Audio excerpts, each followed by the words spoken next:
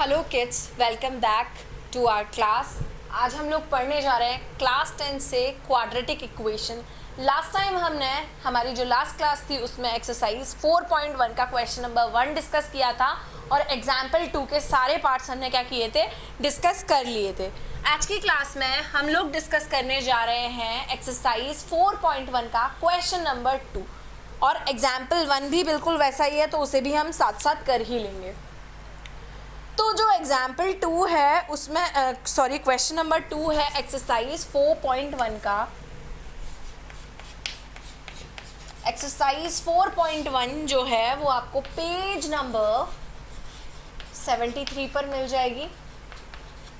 Question number 2 का first part है। हमें यहाँ पर क्या करना है, सिर्फ हमें जो कुछ स्टेटमेंट दी हुई है, एक स्टोरी सम दिया हुआ है, उससे हमें सिर्फ क्वाड्रेटिक इक्वेशन फॉर्म करना है, उसे सॉल्व नहीं करना है। रिप्रेजेंट क्वेश्चन कुछ इस तरह से, represent the following situation in the form of quadratic equations. Okay, so यहाँ पर दिया हुआ है the area of a rectangular plot is 528 metre square. So देखिए हमारा रेक्टेंगुलर प्लॉट कुछ ऐसा होगा और इसका एरिया हमें गिवन है 528 metre square. The length of the plot in meters is one more than twice of its breadth। तो जो breadth है, जो length है वो इसकी breadth के twice से 1 ज़्यादा है। तो अब हमें यहाँ पर क्या करना पड़ेगा, let the comparison हो रहा है भाई length का breadth से, length का breadth से comparison हो रहा है। तो ये बोल रहा है length जो है वो breadth की क्या है, ट्वाइस से 1 मोर है। ओके, तो suppose let the breadth B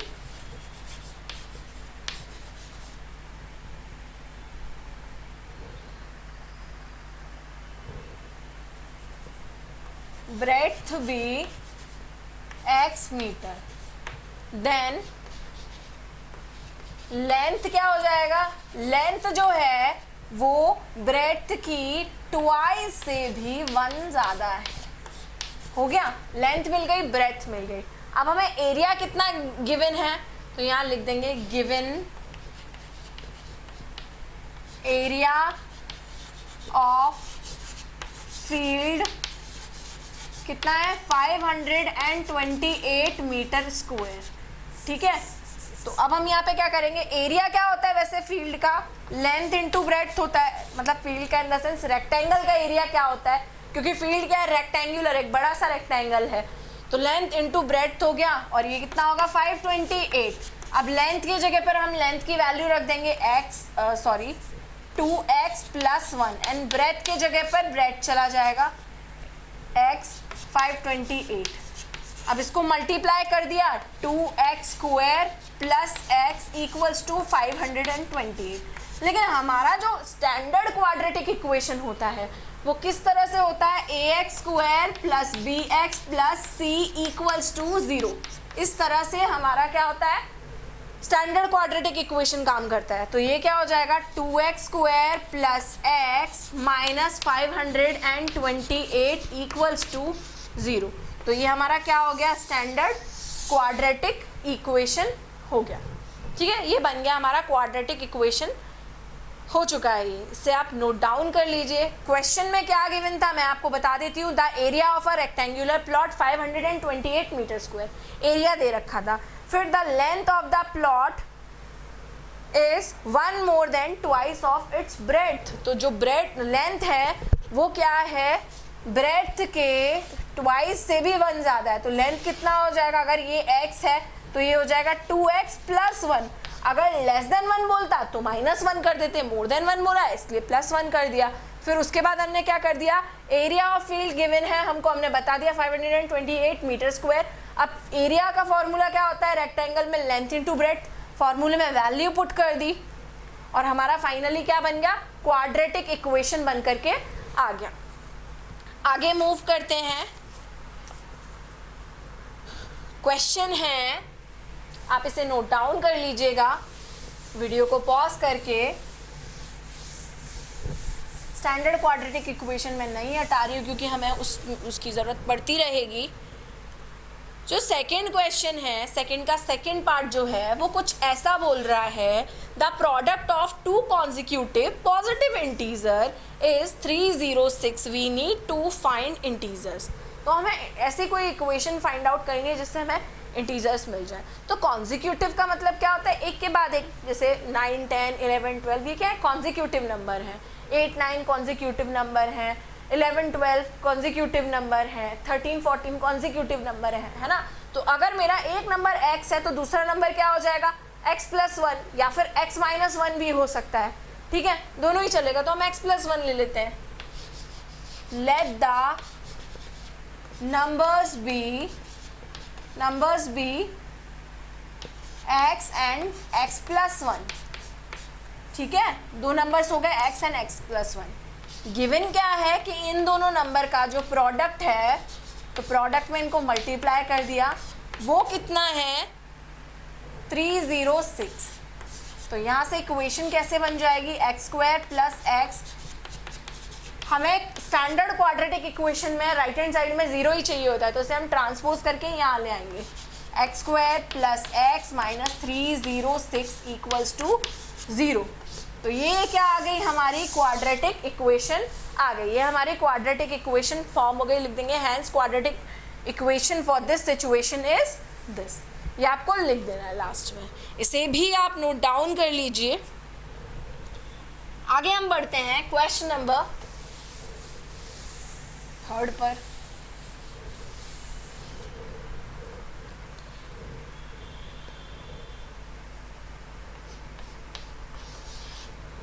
तो थर्ड जो क्वेश्चन है, Rohan's mother is 26 older than him, the product of their ages in years is 3 years from now will be 360, we would like to find Rohan's present age. तो हमें यहाँ पर present as बतानी नहीं है, लेकिन सिर्फ एक इक्वेशन बना करके दे दी है जिससे पता चल जाए कि रोहन की एज आगे जाके फाइंड आउट हम कर सकें, ठीक है। हम इसको सॉल्व करना भी आगे की एक्सरसाइजेज में सीखने वाले हैं, तो अभी जस्ट हमको क्या करना है, इक्वेशन बनाना सीखना है। क्या बोला है कि Rohan's mother is 26 older than him, comparison हो रहा है यहाँ पर, और किससे हो रहा है, किसका हो रहा है और किससे हो रहा है, तो रोहन की मदर की एज का हो रहा है, किससे, रोहन की एज से। तो सबसे पहले जिससे भी कंपैरिजन होता है उसकी एज लेट करते हैं, let Rohan's age be x years, unit लिखना ज़रूरी होता है। देन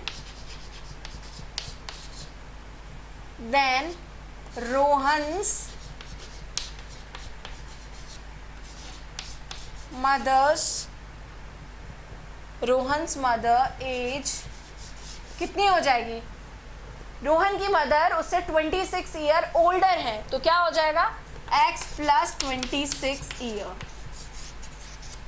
अब हमें एक सिचुएशन दिया हुआ है, क्या सिचुएशन हमें यहाँ दिया हुआ है वो भी हम देख लेते हैं कि आज से 3 साल बाद, यहाँ क्या लिखा हुआ है, the product of their edges 3 years from now, मतलब आज से आगे आने वाले 3 साल के बाद उनकी एजेस का जो सम प्रोडक्ट होगा वो कितना होगा, 360 होगा। तो आज से 3 साल बाद ये रोहन की एज कितनी होगी, x + 3, एंड उसकी मदर की एज कितनी होगी, x + 23 + 3। इन दोनों का प्रोडक्ट कितना होना चाहिए, 360, क्योंकि उनकी प्रेजेंट एज का तो नहीं बोला है उन्होंने, क्या बोला है उनका, 3 साल बाद वाली एज का, 3 years फ्रॉम नाउ, मतलब अभी प्रेजेंट से 3 साल बाद की एज का। सो x + 3 and this one is x + 29 = 360। Multiply कर लेंगे तो कितना होगा, x² + 29x + 3x + 29 × 3 कितना होता है, 87, यस, = 360। अब हम क्या करेंगे, इसको स्टैंडर्ड क्वाड्रेटिक इक्वेशन में चेंज कर लेंगे, तो ये कितना होगा, x² + 29 and 3 कितना हो जाएगा, 32x, एंड ये यहाँ पर ये आएगा तो -360 और +87 कितना होगा, उसे हम लिख लेते हैं डायरेक्टली। आप चाहें तो स्टेप वाइज करके इसको लिख सकते हैं, बट मैं डायरेक्टली लिख रही हूँ।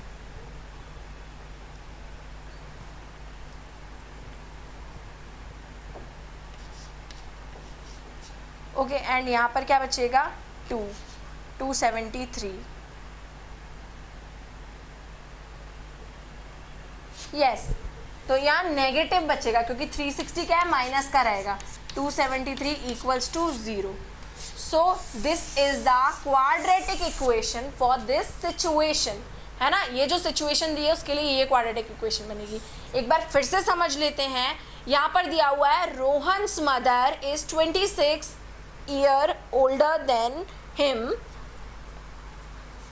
तो अगर रोहन अब ना तो हमें रोहन की एज पता है ना उसकी मम्मी की एज पता है, तो हम क्या करेंगे, let the Rohan's age be x year then his mother's age equals to x plus 26 years. इतना हो जाएगा। अब हमें सिचुएशन क्या गिवन है कि आज से 3 साल बाद उनकी जो भी एज होगी उनका प्रोडक्ट कितना होगा, 360 हो जाएगा। तो हमने, अगर रोहन अभी x ईयर्स का है, जैसे सपोज अगर आप अभी 12 ईयर्स के हो, आज से 3 साल बाद आपकी एज कितनी होगी, 15 हो जाएगी आपकी एज, है ना। आप 3 ऐड कर रहे हो अपनी एज में। अगर आपकी एज अभी 15 ईयर्स है तो आप कैसे करोगे, 3 साल बाद की एज कैसे बताओगे, उसमें 3 ऐड करके ही बताओगे। जो भी आपकी एज है उसमें 3 ऐड करके तो आप 3 साल की एज बता पाओगे। तो वही सेम प्रोसेस हमने यहाँ किया, x प्लस 3, अब उसकी मदर x प्लस 26 ईयर की है तो हमने x प्लस 26 प्लस 3 कर दिया। तो इस तरीके से ये आ गया। तो अब हमने उन दोनों एजेस को क्या कर दिया, उनका प्रोडक्ट निकाल दिया। फिर लास्टली इसको सॉल्व कर दिया। 360 राइट हैंड साइड में था, उससे भी हम लेफ्ट हैंड साइड में ले आए, क्योंकि स्टैंडर्ड क्वाड्रेटिक इक्वेशन में हमें क्या चाहिए होता है, राइट हैंड में सिर्फ 0 चाहिए होता है। इस तरीके से हमने क्या किया, इसे सॉल्व कर लिया। अब हम आते हैं क्वेश्चन नंबर 4 पर।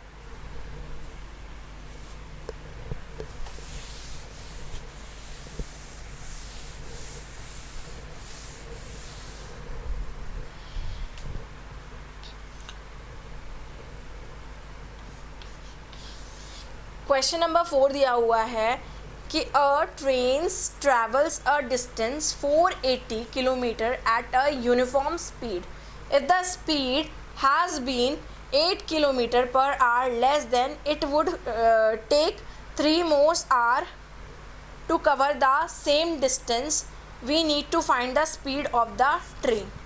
ओके, तो अब यहाँ पर क्या हो रहा है, टाइम डिफरेंस जो दिया है टाइम का वो कितना दिया हुआ है, 3 hours। मतलब पहले केस में टाइम 1 लगा होगा, दूसरे केस में टाइम, पहले कॉन्सेप्ट हम समझ लेते हैं। एंड हमें क्या बताना है, उनका डिफरेंस दिया हुआ है कि जो सेकेंड टाइम में जो आया है वो क्या है, T2 minus T1 equals to 3 दिया हुआ है टाइम का डिफरेंस। तो टाइम का फॉर्मूला क्या हो जाएगा, स्पीड का फॉर्मूला होता है डिस्टेंस अपॉन टाइम, ठीक है। तो टाइम का फॉर्मूला क्या हो जाएगा, डिस्टेंस अपॉन स्पीड, यही होगा हमारे टाइम का फॉर्मूला। तो डिस्टेंस जो है इन्होंने फिक्स्ड दी हुई है, लेकिन स्पीड के बारे में हमें कुछ भी नहीं पता है। तो हम क्या करेंगे, फर्स्ट सिचुएशन में हम हमारी स्पीड कितनी ले लेंगे, इसे हम करते हैं सॉल्व।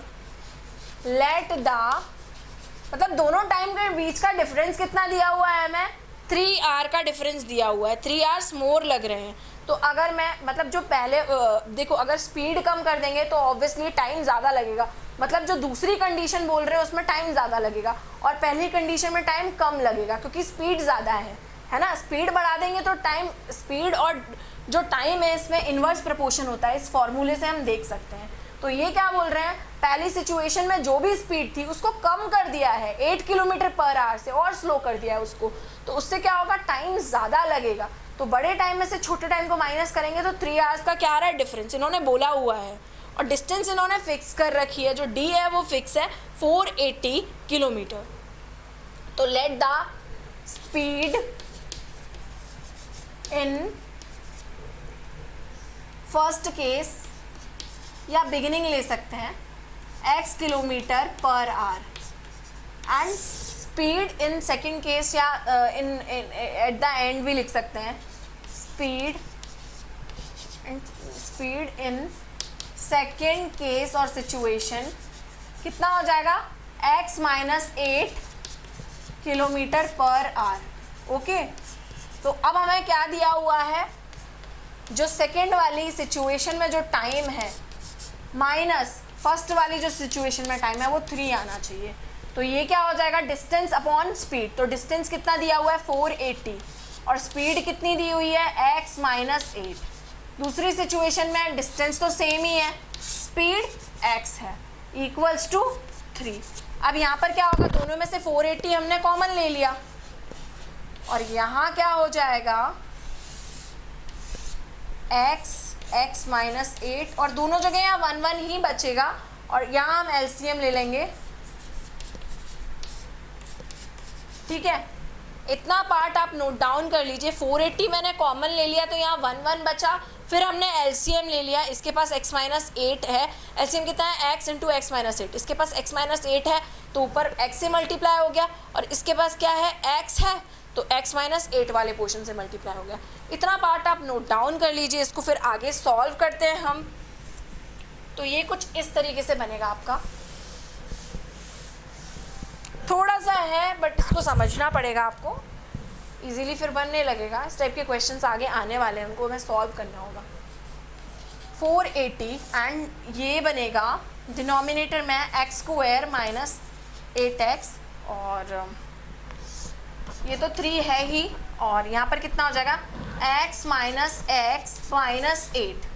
ठीक है, तो अब क्या हो जाएगा, 3 से हम ये कैंसिल भी कर सकते हैं, 3 1 are 3, 3 6 are 18 एंड ये 0, तो x से x भी कैंसिल हो गया। अब माइनस 8 इंटू 160 तो मल्टीप्लाई भी कर देते हैं, चलिए बाद में कर लेंगे, कोई दिक्कत नहीं है, नेक्स्ट स्टेप में कर सकते हैं। और ये जो चीज़ है वो यहाँ जाकर मल्टीप्लाई हो जाएगी, एक्स स्क्वायर माइनस 8x। आप मल्टीप्लाई करेंगे तो कितना बनेगा,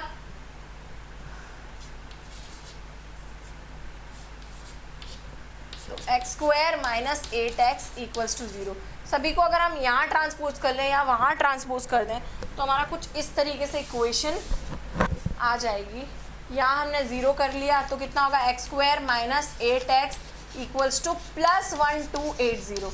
तो ये कितना हो जाएगा, x square minus 8x plus 1280 equals to, ये क्या हो गया, हमारे पास क्वाड्रेटिक इक्वेशन आ गई।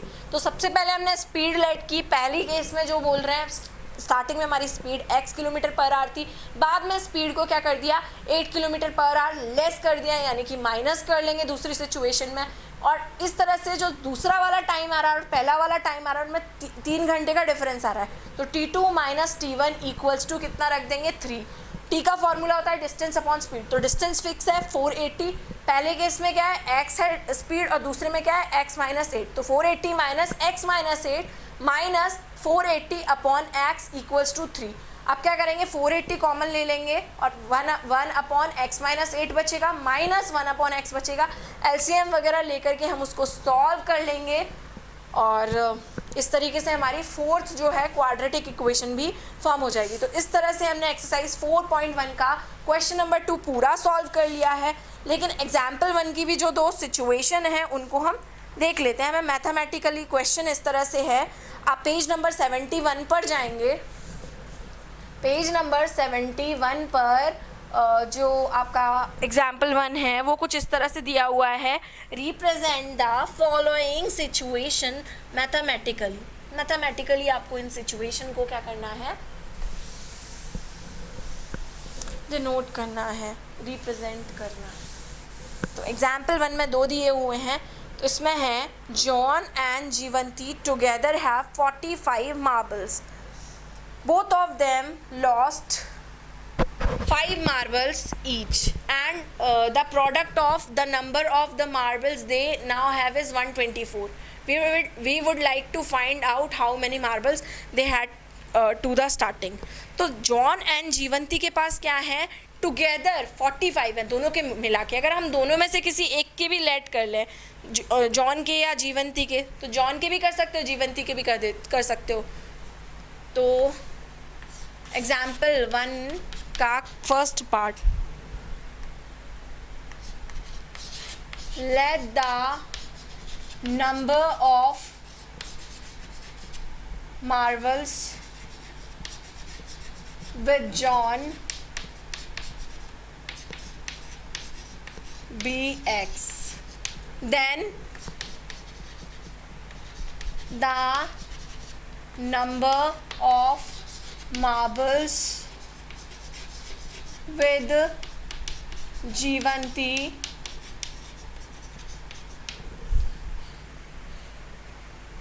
Equals to 45 minus x. देखिए ना, टोटल 45 है, अगर एक के पास x है तो दूसरे के पास कितने हो जाएंगे, 45 माइनस एक्स हो जाएंगे। अब आगे बोल रहे हैं both of them lost 5 marbles each, दोनों ने क्या है 5-5 अपने क्या कर दिए, खो दिए। तो एक के पास x माइनस 5 बचेंगे, टोटल x है ना, तो 5 खो दिए, अगर 5 उसमें से क्या हो गए, गुम गए, तो क्या होगा, -5 करना पड़ेगा।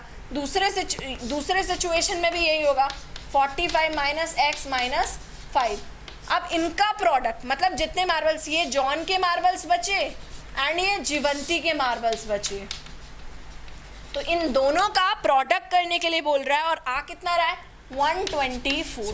तो इस सिचुएशन को आगे सॉल्व करते हैं, ये बन जाएगा, इस चीज़ को सॉल्व कर सकते हैं हम। यहाँ x माइनस 5 बचेगा और ये 40 माइनस एक्स बचेगा। देखिए ना, 45 minus x minus 5, so obviously 40 minus x बच रहा है इक्वल्स टू 124। अब मल्टीप्लाई करेंगे तो यहाँ कितना मिलेगा, 40x एंड यहाँ पर माइनस एक्स स्क्वायर एंड यहाँ पर कितना मिलेगा 200 एंड ये प्लस 5x इक्वल्स टू 124। ठीक है, तो अब यहाँ पर क्या होगा, इसको फर्दर हम सॉल्व कर सकते हैं। Minus x square minus 240x, sorry 40x plus 5x 45x हो जाएगा। सॉरी, ये दोनों प्लस प्लस वाले x हैं तो ऐड हो जाएंगे, 45x एंड माइनस 200 है और 124 भी यहाँ आ जाएगा। दोनों नेगेटिव होंगे क्योंकि यहाँ प्लस में है, तो यहाँ आकर क्या हो जाएगा नेगेटिव हो जाएगा। 124 प्लस 200, लेकिन दोनों का साइन नेगेटिव रहेगा, तो 324 इक्वल्स टू 0। अभी क्या है, ये तो पूरा इक्वेशन ये स्टार्टिंग इसकी नेगेटिव से हो रही है, तो माइनस से मैं मल्टीप्लाई कर देती हूँ, तो x square minus 45x plus 324 equals to 0। तो इस तरीके से हमने क्या किया, इसे भी स्टैंडर्ड क्वाड्रेटिक इक्वेशन में चेंज कर लिया। दो लोग हैं जॉन और जीवंती, उनके पास क्या है, टोटल 45 मार्बल्स हैं, तो अगर उनमें से किसी एक के पास x है तो दूसरे वाले के पास कितने होंगे, 45 माइनस एक्स, वो हमने लेट कर लिया। उसके बाद बोला है कि दोनों ने क्या किया, अपने में से 5-5 उन्होंने मार्बल क्या कर दिए, खो दिए। तो हमने क्या किया, जॉन के पास कितने बचे, x माइनस 5, माइनस ही करना पड़ता है ना अगर कोई चीज़ हमसे खो गई है, तो वो अब हमारे पास नहीं है, तो उसको हटा देते हैं उसमें से, टोटल में से। एंड यहाँ पर क्या होगा, 45 minus x minus 5 equals to 124, और उनका प्रोडक्ट बोला है कि प्रोडक्ट 124 होना चाहिए। तो जो जॉन के पास बचे और जो जीवंती के पास बचे उनको मल्टीप्लाई कर दिया, और उसको सॉल्व करने के बाद हमारे पास रिजल्ट आ गया जो कुछ ऐसा है। लेकिन इक्वेशन नेगेटिव है, शुरुआत किससे हो रही है, माइनस से, एक्स स्क्वायर नेगेटिव है तो ये भी ठीक, लेकिन हमने माइनस से पूरे इक्वेशन में मल्टीप्लाई कर दिया है, तो हमारी इक्वेशन आ गई। तो ये हमारी स्टैंडर्ड क्वाड्रेटिक इक्वेशन है। इस सिचुएशन को हमने मैथमेटिकली रिप्रेजेंट कर दिया है। ठीक है, इसके बाद जो क्वेश्चन नंबर एग्जाम्पल 1 का जो क्वेश्चन 2 है, मतलब पार्ट 2 है, वो कुछ इस तरीके से है।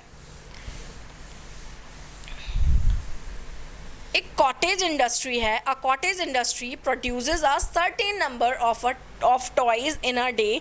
The cost of production of each toy was found to be 55 minus the number of toys produced in a day on a particular day. The total cost of production was rupees 750. We would like to find out the number of toys produced on that day. तो इसमें हमें क्या है, एक situation दी है, एक cottage industry है, इसमें क्या है, कुछ टॉयज़ जो हैं वो बनाए जाते हैं, और कॉस्ट जो है टॉय को बनाने का वो क्या है 55 माइनस द नंबर ऑफ, जितने भी टॉयज़ बन रहे हैं उसको क्या है उसमें से 55 माइनस करना है, और जो कॉस्ट आ रहा है उस दिन प्रोडक्शन का वो कितना है, सॉरी जो कॉस्ट है प्रोडक्शन का वो कितना आ रहा है 55 minus the number of toys. तो आपको क्या करना है, एक का कॉस्ट आ रहा है, ईच टॉय दिया हुआ है, तो अब टोटल जो कॉस्ट है वो कितना है 750। तो आपको क्या करना है, we would like to find out the number of toys produce on that day. तो इसको आप क्या करेंगे, स्टार्टिंग में ही आप क्या लिख देंगे, let the number of toys be x. ठीक है, अब cost of 1 toy, then the cost of one toy equals to कितना होना चाहिए 55 माइनस एक्स ना, नंबर ऑफ टोटल टॉयज कितना है एक्स है तो माइनस कर दीजिए। अब हमें टोटल कॉस्ट दी हुई है, अब हमें एक की कॉस्ट पता है और टोटल नंबर पता है। अगर मैं एक की कॉस्ट को, जैसे अगर आप 10 चॉकलेट्स लाते हो, ईच चॉकलेट 5 रुपीज़ की है, तो आप टोटल कॉस्ट के लिए 5 × 10 ही करोगे ना। तो अब हमारे पास क्या है, एक की कॉस्ट दी हुई है, नंबर भी दिया हुआ है, और टोटल जो कॉस्ट आ रहा है उस दिन का पूरा, तो वो भी इन्होंने दिया हुआ है 750। तो गिवन क्या होगा, x into 55 minus x equals to 750। यही चीज़ तो हमें गिवन है, टोटल कॉस्ट दिया हुआ है, टोटल प्रोडक्शन का कॉस्ट दिया हुआ है उन्होंने। तो ये क्या है, नंबर ऑफ टॉयज, और ये क्या है, पूरे का कॉस्ट। तो ये कितना होगा, x इंटू 55 कितना होगा 55x and minus x square equals to 750। अब ये यहाँ राइट हैंड साइड में क्वाड्रेटिक इक्वेशन बनाना है तो राइट हैंड साइड में 0 होना चाहिए, है ना, राइट में हो या लेफ्ट में, कोई भी एक साइड पूरी कंप्लीटली 0 होनी चाहिए। तो ये क्या होगा 55x minus x square minus 750 equals to 0। अब हम इसे क्या करेंगे, अकॉर्डिंग टू डिग्री अरेंज करेंगे तो कुछ ऐसा मिलेगा, minus x square plus 55x minus 750 equals to 0। आ गई क्वाड्रेटिक इक्वेशन, लेकिन शुरुआत किससे हो रही है, माइनस से हो रही है। तो हम पूरी इक्वेशन में माइनस से मल्टीप्लाई करेंगे, तो जो नेगेटिव है वो पॉजिटिव हो गया, जो पॉजिटिव है वो नेगेटिव हो गया, और नेगेटिव पॉजिटिव हो गया इक्वल्स टू 0। हम पूरी इक्वेशन में -1 से मल्टीप्लाई करते हैं, इसका मतलब क्या है, राइट हैंड साइड में भी माइनस से मल्टीप्लाई हो रहा है, लेकिन वो 0 है तो कोई फ़र्क नहीं पड़ता, है ना, 0 0 ही रहेगा, किसी से भी मल्टीप्लाई कर देंगे तो भी। तो ये हमें क्या मिल गया, स्टैंडर्ड क्वाड्रेटिक इक्वेशन मिल गई। अगर हम इसको सॉल्व करेंगे तो हमें x की वैल्यू मिल जाएगी, तो उससे हमें नंबर ऑफ टॉयज़ भी मिल जाएंगे, और अगर हमसे कॉस्ट भी पूछी जाए ईच टॉय की तो वो हम 55 माइनस एक्स करके बता देंगे, x की वैल्यू हमें मिल जाएगी इसे सॉल्व करने से। लेकिन इसे सॉल्व कैसे करना है वो हम आगे आने वाले एक्सरसाइज में सीखने वाले हैं। तो इस वीडियो लेक्चर के अंदर हमने एक्सरसाइज 4.1 का क्वेश्चन नंबर 2 डिस्कस किया था।